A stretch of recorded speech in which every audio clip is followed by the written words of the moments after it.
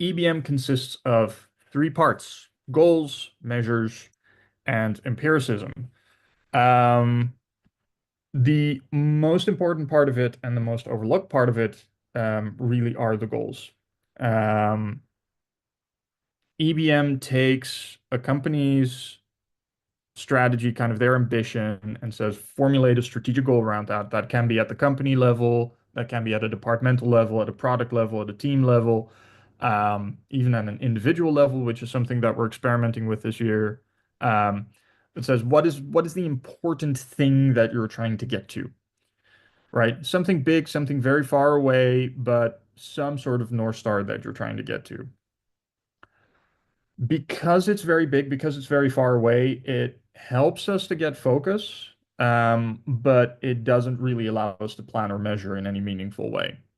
So we want to slice that up. So we want to find an intermediate goal. Now, the intermediate goal is somewhere where we want to be in the midterm. So depending on the kind of industry that you're in, that could be 3 months in the future, 6 months in the future, maybe even a year in the future. Anything beyond that, I would say we're veering very far into long term. But the intermediate goal has two purposes, right? One is it gives us a much closer horizon to start planning against.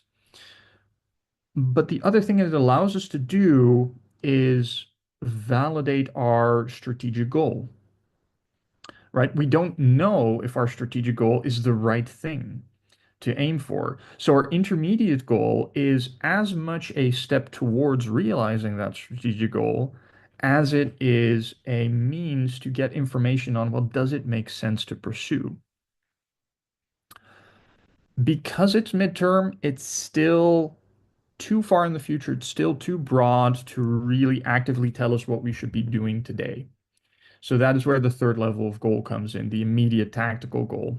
So this is really near term. This is where I want to be next month, next sprint, next week. That tells me once again, am I on the right path towards realizing my intermediate goal? But also, does the intermediate goal make sense? Right? Is it the right thing to pursue? And so it's not just about breaking down very big strategic goals that we're trying to achieve. No, we are validating as we go. We look at these things with a certain amount of suspicion, as we always should when trying to plan towards the future. When I have these things, I know where I'm heading in the near term. I know how that contributes to the midterm, and I know how that is potentially going to help me reach where I want to be on the long term. But it's also preventing me from going down the wrong lane. Once I know that, I can start figuring out, well, what do I need to measure, right? What is the evidence that I need to collect related to these goals, right? And this is where evidence-based management identifies four key value areas, two much more market-facing, right? Kind of external to the organization, two much more inward-facing. Unrealized value, right? What are the things that we're trying to capitalize on or the markets that we're trying to reach that we're not yet today? This is mostly going to be the measure attached to your strategic goal and probably your intermediate goal as well, right? It is what is the measure of the thing that we don't have yet or don't have enough of yet today that we're trying to get to. Current value are the measures that tell me about the value that is being delivered today.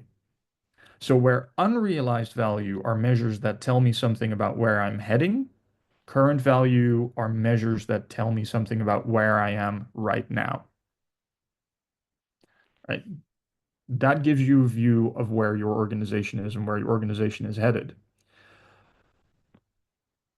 The bottom two ones, ability to innovate and time to market, are actually measures that tell me if I'm capable and to what extent I'm capable of influencing the above key value areas.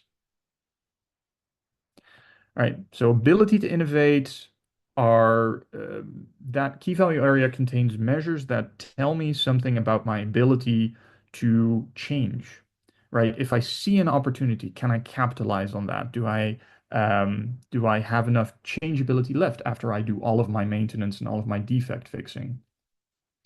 Are my people capable of changing? Do I have a flexible workforce? Or does any change in product direction immediately mean that I need to start hiring new people and letting go of certain others, right? In other words, if I want to change unrealized value or change current value, measures and ability to innovate tell me if I'm capable of doing that and to what extent.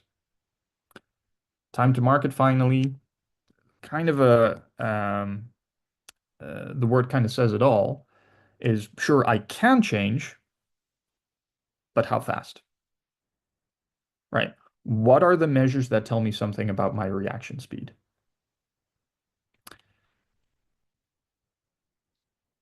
The goal is not to have an exhaustive list. The goal of this, and also the reason why it was visualized in this way, is to remind you that you need to have a holistic view of measures that allow you to control your organization, that tell you, am I still heading in the right way? Does that not come at the cost of where I am today? Am I not doing damage to myself? Am I capable of change? And am I capable of doing that fast enough? Right. And that total allows me to control my journey towards realizing these goals. And that's where EBM comes together, right? My goals tell me where I'm headed.